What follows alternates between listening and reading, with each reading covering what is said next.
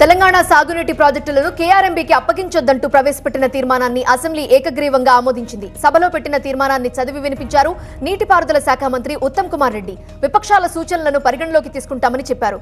రేపు మేడిగడ్డ సందర్శనకు ఎమ్మెల్యేలందరినీ ఆహ్వానించారు. అసెంబ్లీ నుండి ప్రత్యేక బస్సుల్లో కాళేశ్వరం ప్రాజెక్టుకు బయలుదేరతామని తెలిపారు.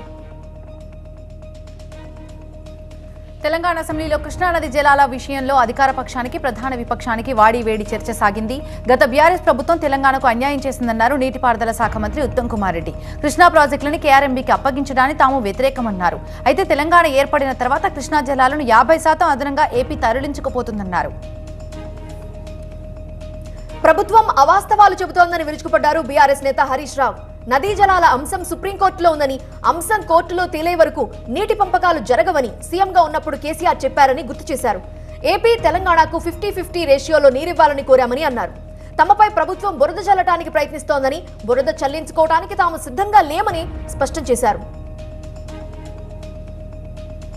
కృష్ణా జలాలపై చర్చ జరుగుతుంటే ప్రతిపక్ష నేత కేసీఆర్ సభలో లేకపోవడాన్ని తప్పుబట్టారు సీఎం రేవంత్ రెడ్డి. సభలో హరీష్ రావు పచ్చి అబద్దాలు చెబుతున్నారని ఆరోపించారు. కృష్ణా ప్రాజెక్టుల అప్పగింతకే ఒప్పుకున్నట్టు 2021 నాటి గజెట్లో తెలిపారు సీఎం రేవంత్ రెడ్డి.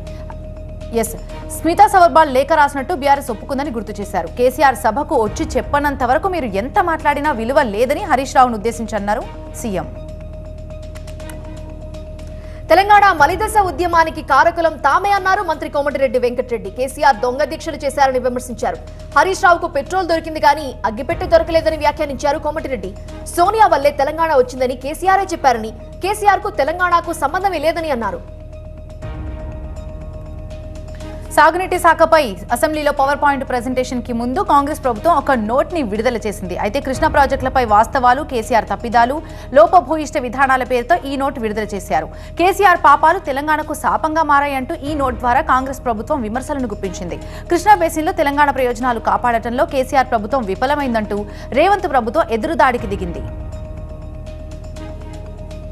ఉమ్మడి ఆంధ్రప్రదేశ్ కు బచావత్ ట్రిబ్యునల్ 811 టీఎంసీలు కేటాయించిన ప్రాజెక్టుల వారీగా వివరాలు ఇచ్చారని గుర్తు చేశారు మాజీ మంత్రి కడియం శ్రీహరి. అప్పటి నుండి 299 టీఎంసీల నీటి వాడకం అనేది అమల్లోకి వచ్చిందన్నారు. వైఎస్ జగన్ కి సాయం చేసేందుకే నాటి CM KCR Rayalaseema lift irrigation కి సహకరించారని ఆరోపించారు మంత్రి జూపల్లి. బీఆర్ఎస్ పార్టీ ఇప్పటికైనా రాష్ట్ర ప్రయోజనాల కోసం ప్రభుత్వంతో కలిసి రావాలని కోరారు ఆయన. ఉత్తమ్ కుమార్ రెడ్డి ఇంగ్లీష్ లో ఇరిగేషన్ పై ఇచ్చిన ప్రెజెంటేషన్ తమకే అర్థం కాలేదని, ఇక ప్రజలకు ఏం అర్థం అవుతుందని ప్రశ్నించారు బీఆర్ఎస్ వర్కింగ్ ప్రెసిడెంట్ కేటీఆర్. మీడియాతో చిట్చాట్ లో ఈ ఆసక్తికర వ్యాఖ్యలు చేశారు ఆయన. కేసీఆర్ పై కాంగ్రెస్ ఎమ్మెల్యే కోమటిరెడ్డి రాజగోపాల్ రెడ్డి తనదైన శైలిలో సెటైర్స్ వేశారు. పార్టీ మీటింగ్ కి హాజరు కావడానికి లేని ఇబ్బందులు సభకొచ్చేందుకు ఎందుకని ప్రశ్నించారు. బీఆర్ఎస్ పార్టీ డ్రైవర్ లేని కారుగా మారిపోయిందని విమర్శలు గుప్పించారు. ఢిల్లీ జలశక్తి భవన్ లో జరిగిన మీటింగ్ మినిట్స్ పై అభ్యంతరం వ్యక్తం చేస్తూ లేఖ రాశారు తెలంగాణ ప్రభుత్వ కార్యదర్శి రాహుల్ బొజ్జా. ప్రాజెక్టులు అప్పగించడానికి ఒప్పుకోకుండా మినిట్స్ లో అప్పగించారని ఆరోపించారు. తెలంగాణ ప్రస్తావించిన పలు అంశాలు మినిట్స్ లో చేర్చలేదని రాహుల్ బొజ్జా ఈ లేఖలో తెలిపారు. కేఆర్ఎంబీతో తెలంగాణకు అన్యాయం జరుగుతుందన్నారు బీఆర్ఎస్ ఎమ్మెల్సీ కవిత. కేంద్రానికి అప్పగించడాన్ని బీఆర్ఎస్ తీవ్రంగా వ్యతిరేకిస్తుందన్నారు. కృష్ణా జిల్లాలో తెలంగాణకు అన్యాయం జరిగిందంటూ లేనిపోని ఆరోపణలు చేస్తూ రాష్ట్ర ప్రభుత్వం కేసీఆర్ ను బద్నాం చేసే ప్రయత్నం చేస్తుందని మండిపడ్డారు కవిత. ఇచ్చిన హామీల అమలును పక్కన పెట్టి పథకాలను మార్చడమే కాంగ్రెస్ ప్రభుత్వం తన పనిగా పెట్టుకుందన్నారు బీఆర్ఎస్ మాజీ ఎమ్మెల్యే ఆరూరి రమేష్. తెలంగాణ ప్రాజెక్టుల పరిరక్షణ కోసం కేసీఆర్ నాయకత్వంలో మరో ఉద్యమానికి ప్రజలు సిద్ధమవుతున్నారని అన్నారు. Congress BRS the match fixing అని వ్యాఖ్యానించారు ఎంపీ బండి సంజయ్. రెండు పార్టీలు కృష్ణా జిల్లాలను ఏపీకి దోచిపెట్టి అసెంబ్లీ సాక్షిగా డ్రామాలాడుతున్నారని ఆరోపించారు. దక్షిణ తెలంగాణను ఎడారిగా మార్చారని ఆరోపించారు. తెలంగాణలో తాము ఒంటరిగానే పోటీ చేస్తున్నామని తెలిపారు. బీఆర్ఎస్ తో పొత్తు పెట్టుకోవాల్సిన కర్మ పట్టలేదన్నారు బండి సంజయ్. 6100 పోస్టులతో ఏపీలో డిఎస్సీ నోటిఫికేషన్ విడుదలైంది. సచివాలయంలో మంత్రి బొత్స విద్యాశాఖ అధికారులతో కలిసి డిఎస్సీ అప్లికేషన్ల నమోదుకు సంబంధించిన వెబ్సైట్ ని ప్రారంభించారు. ఈ నెల 22 వరకు దరఖాస్తుల స్వీకరణకు గడువు విధించారు. జనరల్ కేటగిరీ అభ్యర్థులకు వయోపరిమితిని 44 ఏళ్లకు, రిజర్వ్ కేటగిరీ అభ్యర్థులకు మరో 5 ఏళ్లు పెంపుంచారు. అసెంబ్లీ ఎన్నికలకు ముందు మండపేటలో పార్టీ రహితంగా తేల్చుకుందామంటూ సిట్టింగ్ ఎమ్మెల్యే వేగుళ్లకి సవాల్ విసిరారు ఎమ్మెల్సీ కోట త్రిమూర్తులు. కేశవరం గ్రామం యూనిట్ గా తీసుకుని ముఖాముఖి ప్రత్యక్ష ఎన్నికలకు వెళ్దామని, తాను గెలిస్తే రాబోయే అసెంబ్లీ ఎన్నికల్లో ఏకగ్రీవంగా ఎన్నుకోవాలని సూచించారు. సూర్యాపేటలో బీఆర్ఎస్ కి 16 మంది కౌన్సిలర్లు మూకుమ్మడిగా రాజీనామా చేశారు. మున్సిపల్ చైర్మన్ పై అవిశ్వాసం పెట్టడంలో కాంగ్రెస్ కి కౌన్సిలర్లు నిఖిల, దిలీప్ సహకరించారు. దీంతో పార్టీ వ్యతిరేక కార్యక్రమాలకు పాల్పడినందుకు 31 వార్డు కౌన్సిలర్ కొండపల్లి నిఖిల, ఆమె భర్త దిలీప్ రెడ్డిలను బీఆర్ఎస్ పార్టీ సస్పెండ్ చేసింది. ఈ సస్పెన్షన్ కు నిరసనగా బీఆర్ఎస్ కౌన్సిలర్లు మూకుమ్మడిగా రాజీనామా చేశారు. మహబూబ్ నగర్ మున్సిపల్ చైర్మన్ పీఠాన్ని కాంగ్రెస్ కైవసం చేసుకుంది. చైర్మన్ గా కాంగ్రెస్ నుంచి ఆనంద్ గౌడ్ ఎన్నికయ్యారు. ఆయన 33 మంది కౌన్సిలర్లు ఆయనకి మద్దతు తెలిపినట్టుగా తెలుస్తోంది. అయితే బీఆర్ఎస్ చైర్మన్ అభ్యర్థిగా పోటీ చేసిన కొరమేని వనజ ఓడిపోయారు. మహబూబ్ నగర్ మున్సిపల్ చైర్మన్ గా ఆనంద్ 10 నెలల పాటు కొనసాగనున్నారు. వెంకయ్య నాయుడు రాజకీయాలకు అతీతంగా విలువలకు కట్టుబడి ముందుకు సాగారని ప్రశంసించారు కేంద్ర మాజీ మంత్రి సుజనా చౌదరి. కేంద్ర ప్రభుత్వం వెంకయ్య సేవలను గుర్తించి పద్మ విభూషణ్ ఇవ్వటం సంతోషంగా ఉందన్నారు. మాదాపూర్లో నిర్వహించిన సమావేశంలో మాజీ ఉపరాష్ట్రపతి దంపతులను సత్కరించారు. రాజ్యసభ ఎన్నికల్లో వైసీపీ అభ్యర్థులుగా వైవి సుబ్బారెడ్డి, గొల్ల బాబురావు, మేడ రఘునాథ్ రెడ్డి నామినేషన్ ని దాఖలు చేశారు. మంత్రి బొత్స సత్యనారాయణ, గడికోట శ్రీకాంత్ రెడ్డి, చీఫ్ విప్ ప్రసాద్ రాజు వైసీపీ అభ్యర్థుల వెంట అసెంబ్లీకి వచ్చారు. వైసీపీ రాజ్యసభ అభ్యర్థులు రిటర్నింగ్ అధికారికి తమ నామినేషన్ పత్రాలని సమర్పించారు. పవన్ కళ్యాణ్ ఢిల్లీ టూర్ ఎప్పుడు అనేది కూడా చర్చనీయాంశంగా మారుతోంది. ప్రస్తుతం మంగళగిరి పార్టీ ఆఫీసులో ఉన్న పవన్ కళ్యాణ్ సీట్ల సర్దుబాటు, అభ్యర్థుల ఎంపికపై కసరత్తు చేస్తున్నారు.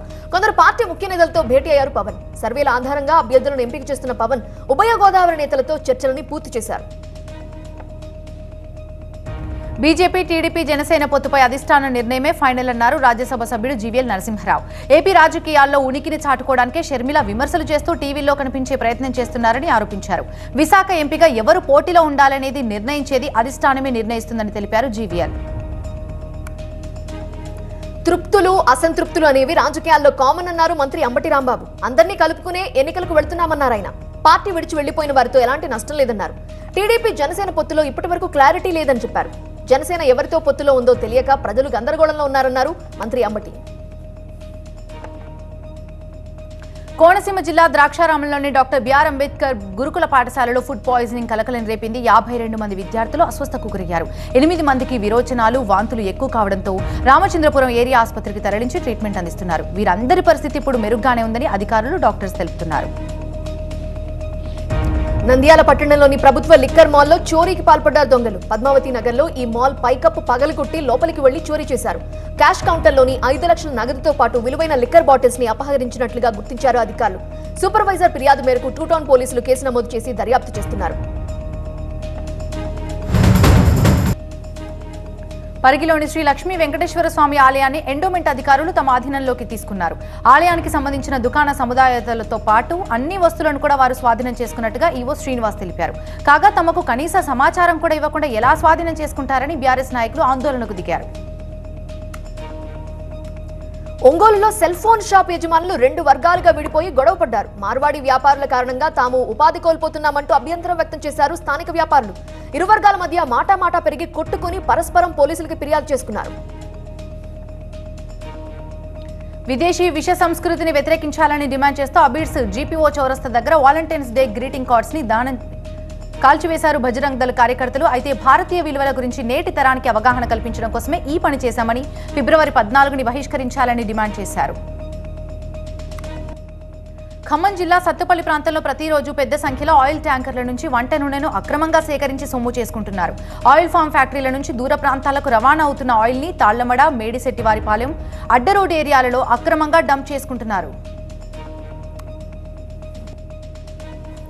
కాకినాడ జిల్లా కాండ్రకోటలో కొద్ది రోజులుగా క్షుద్ర పూజలు కలవరి పెడుతున్నాయి. గ్రామంలో దుష్ట శక్తిని అంతం చేయాలని కోరుతూ నూకాలమ్మ అమ్మవారికి 108 బిందెలతో అభిషేకం చేశారు ఆ ఊరి గ్రామ ప్రజలు. చండీ హోమం, అష్టదిగ్బంధన యాగం కూడా నిర్వహించారు. అమ్మవారు ఒక మహిళపై వాలి గ్రామంలో దుష్ట శక్తి ఆవరించి చెప్పిందని ఆందోళన వ్యక్తం చేస్తున్నారు గ్రామస్తులు. బాసర శ్రీ జ్ఞాన సరస్వతి అమ్మవారి ఆలయంలో ఇవాటి నుండి వసంత పంచమి వేడుకలు ప్రారంభమవుతున్నాయి. ఈ నెల 14న వసంత పంచమి అక్షర శ్రీకార మహోత్సవం నిర్వహిస్తారు. ప్రభుత్వం తరపున అమ్మవారికి పట్టు వస్త్రాలు సమర్పిస్తారు. మరోవైపు బాసరలో భక్తులకు వసతి కష్టాలు దర్శనమిస్తున్నాయి. అభివృద్ధిలో భాగంగా 100 గదుల వసతి గృహాలు కూల్చివేశారు అధికారులు. దీంతో భక్తులు ఇబ్బందులు పడుతున్నారు. ఆంధ్ర, కర్ణాటక, మహారాష్ట్రలోని పెట్రోల్ బంక్స్ లో దొంగతనాలకు పాల్పడుతున్న అంతర్రాష్ట్ర పార్థీ గ్యాంగ్ ముఠాని పోలీసులు అరెస్ట్ చేశారు. 8 మందిని అరెస్ట్ చేసి 2 లారీలు, 3.5 లక్షల నగదు, 50 డీజిల్ క్యాన్లని స్వాధీనం చేసుకున్నారు.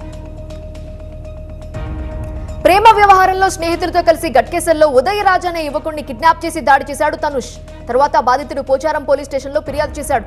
కేసు నమోదు చేసి నిందితుల కోసం గాలిస్తున్నారు పోలీసులు. ఫిబ్రవరి 2న ఫ్రాన్స్ లో ప్రారంభమైన యూనిఫైడ్ పేమెంట్స్ ఇంటర్ఫేస్ యూపీఐ సేవలు తాజాగా మారిషస్, శ్రీలంకలో కూడా ప్రారంభమయ్యాయి. వర్చువల్ గా నిర్వహించిన కార్యక్రమంలో ప్రధాని మోదీ, శ్రీలంక అధ్యక్షుడు రనిల్ విక్రమసింఘే, మారిషస్ ప్రధాని ప్రవింద్ జగన్నాథ్ పాల్గొన్నారు. మారిషస్ లో రూపే కార్డులు కూడా ప్రారంభమయ్యాయి. రూపే కార్డులను మారిషస్ బ్యాంకులు జారీ చేసే వెసులుబాటు లభిస్తుంది. అసెంబ్లీలో నిర్వహించిన బల పరీక్షలో బీహార్ సీఎం నితీష్ కుమార్ విజయం సాధించారు. ఆయనకు అనుకూలంగా 129 ఓట్లు వచ్చాయి. బల పరీక్ష ఓటింగ్ కి ముందే ఆర్జేడీ నాయకత్వంలోని విపక్ష సభ నుంచి వాకౌట్ చేసింది. అయితే బల పరీక్ష సందర్భంగా మాట్లాడినటువంటి సీఎం నితీష్ కుమార్, తేజస్వి యాదవ్, ఆయన తల్లిదండ్రులు లాలు, రబ్రీదేవిపై తీవ్రంగా విమర్శలు చేశారు. వాళ్ళను తాను ఎంతో గౌరవించానని, కానీ వారు చేసిన తప్పుడు పనులు చాలా బాధ కలిగించాయన్నారు నితీష్ కుమార్. కొత్తగా ప్రభుత్వ ఉద్యోగాల్లో నియమితులైన వారు దేశ నిర్మాణానికి నిత్యమూ అంకితం కావాలన్నారు ప్రధాని మోదీ. 800 కోర్సులు, 30 లక్షలకు పైగా యూజర్లు ఉన్న కర్మయోగి పోర్టల్ను పూర్తిగా సద్వినియోగం చేసుకోవాలని సూచించారు. రోజ్గార్ మేళాలో భాగంగా కొత్తగా ఉద్యోగాలు పొందిన 1,00,000 మందికి ప్రధాని మోదీ అపాయింట్మెంట్ లెటర్స్ అందించారు. దేశంలో 74% జనాభాకు ఏమీ మిగిలి లేదని కాంగ్రెస్ నేత రాహుల్ గాంధీ ఆరోపించారు. చప్పట్లు కొట్టడం లేదా మొబైల్ ఫోన్లు చూపించడం, ఆకలితో చావడం మాత్రమే వారికి మిగిలిందన్నారు. భారత్ జోడో న్యాయ యాత్ర ఛత్తీస్గఢ్లోని కోర్బాలో ఆయన జనంతో మాట్లాడారు. అగ్నివీర్ పథకం గురించి రాహుల్ గాంధీ మాట్లాడారు. మహారాష్ట్ర మాజీ ముఖ్యమంత్రి అశోక్ చవాన్ కాంగ్రెస్ పార్టీకి రాజీనామా చేశారు. ఎమ్మెల్యే పదవికి రాజీనామా చేస్తూ స్పీకర్ కు లేఖ అందించారు. అలానే కాంగ్రెస్ వర్కింగ్ కమిటీకి, కాంగ్రెస్ ప్రాథమిక సభ్యత్వానికి రాజీనామా చేసినట్లు అశోక్ చవాన్ ప్రకటించారు. తన భవిష్యత్తు కార్యాచరణ 2 రోజుల్లో వెల్లడిస్తానని తెలిపారు. బీజేపీలో చేరాలనే నిర్ణయం ఏమీ తీసుకోవట్లేదని స్పష్టం చేశారు. తమ పార్టీలోకి చాలా మంది పెద్ద నాయకులు రావాలని కోరుకుంటున్నట్టుగా చెప్పారు మహారాష్ట్ర ఉప ముఖ్యమంత్రి దేవేంద్ర ఫడ్నవీస్. ఎవరెవరు చేరతారో నిదానంగా తెలుస్తుందని ముంబైలో అన్నారు. మున్ముందు చూడండి ఏం జరుగుతుందో అని తెలిపారు. కాంగ్రెస్ పార్టీకి చెందిన అనేక మంది నాయకులు తమను సంప్రదిస్తున్నట్టుగా ఆయన వెల్లడించారు. తమిళనాడులో ప్రభుత్వానికి, గవర్నర్ కి మధ్య విభేదాలు అసెంబ్లీ సమావేశాల్లో మరోసారి బయటపడ్డాయి. బడ్జెట్ సమావేశాల సందర్భంగా తన ప్రసంగాన్ని 2 నిమిషాల్లో ముగించారు గవర్నర్. ప్రభుత్వం ఇచ్చిన ప్రసంగం ప్రతులను పక్కన పెట్టేశారు ఆయన. ప్రసంగంలో కొన్ని అభ్యంతరకర, అంగీకార యోగ్యం కాని మాటలున్నాయని తేల్చి చెప్పారు. దీంతో గవర్నర్ కి బదులుగా స్పీకర్ ప్రభుత్వం ఇచ్చిన ప్రసంగాన్ని చదవాల్సి వచ్చింది. రైతుల ప్రదర్శన సందర్భంగా పోలీసులు ఢిల్లీలో మార్చి 12 వరకు నిషేధాజ్ఞలు విధించారు. పెద్ద సంఖ్యలో జనం గుమి కూడా రాదని ఆంక్షలు విధించారు. సెక్షన్ 144 విధిస్తూ ఆదేశాలు కూడా జారీ చేశారు. ఢిల్లీలోకి దారితీసేటువంటి సింగు సరిహద్దు దగ్గర మొత్తం సిమెంట్ దిమ్మలు ఏర్పాటు చేసి రాకపోకలను కట్టడి చేశారు. అంతేకాదు రాజధాని ఢిల్లీలోకి ట్రాక్టర్లకు ప్రవేశం లేదని కూడా ప్రకటించారు. బాధ్యతాయుత బడ్జెట్ ప్రవేశపెట్టారని reserve bank of India board సభ్యులు కేంద్ర ఆర్థిక మంత్రి నిర్మలా సీతారామన్ ను అభినందించారు. ముంబైలో జరిగిన ఆర్బీఐ బోర్డు సమావేశంలో నిర్మలా సీతారామన్, ఆర్థిక శాఖ సహాయ మంత్రి భగవత్ కరాడ్ పాల్గొన్నారు. బడ్జెట్ ప్రవేశపెట్టిన తర్వాత ఆర్బీఐ డైరెక్టర్ల సమావేశంలో ఆర్థిక మంత్రి పాల్గొనడం సంప్రదాయం. అయోధ్య రాముడి దర్శనాన్ని మాటల్లో వర్ణించలేనని ఢిల్లీ సీఎం కేజ్రీవాల్ తెలిపారు. భార్య, తల్లిదండ్రులతో కలిసి ఆయన అయోధ్యలో ఉన్నటువంటి రాముడిని దర్శించుకున్నారు. ఆయన వెంట భార్య, తల్లితో కలిసి పంజాబ్ సీఎం భగవంత్ మాన్ కూడా వచ్చారు. మందిరం ఎంతో అద్భుతంగా ఉందని కొనియాడారు. దేశం అభివృద్ధి చెంది మరింత శాంతి సామరస్యాలు వెల్లివిరిసేలా చూడాలని బాలరాముని కోరినట్టుగా ఇద్దరు సీఎంలు తెలిపారు. ఇటీవల భారతరత్న ప్రకటించిన బీహార్ మాజీ సీఎం కర్పూరి ఠాకూర్ కుటుంబ సభ్యులు ప్రధాని మోదీని కలిశారు. కర్పూరి ఠాకూర్ కుమారుడు, జేడీయూ రాజ్యసభ సభ్యుడు రామ్నాథ్ ఠాకూర్ నేతృత్వంలో కర్పూరి ఠాకూర్ కుటుంబ సభ్యులు ప్రధాని మోదీని ఢిల్లీలో ఆయన నివాసంలో కలిశారు. వారితో కలిసి దిగిన గ్రూప్ ఫోటోను ప్రధాని మోదీ ఎక్స్ వేదికగా షేర్ చేశారు. బెంగాల్లోని సందేశ్ ఖల్లీలో మళ్లీ హైటెన్షన్ వాతావరణం నెలకొంది. అక్కడ అరాచకం రాజ్యమేలుతుందని గవర్నర్ ఆనంద్ బోస్ తీవ్ర విమర్శలు చేశారు. పరిస్థితిని స్వయంగా పరిశీలించడానికి సందేశ్ ఖల్లీకి వచ్చినట్టుగా చెప్పారు గవర్నర్. అయితే గవర్నర్ పర్యటనను వ్యతిరేకిస్తూ టీఎంసీ శ్రేణులు ఆందోళనకు దిగాయి. ఆందోళన చేస్తున్న టీఎంసీ కార్యకర్తలని పోలీసులు అరెస్ట్ చేశారు.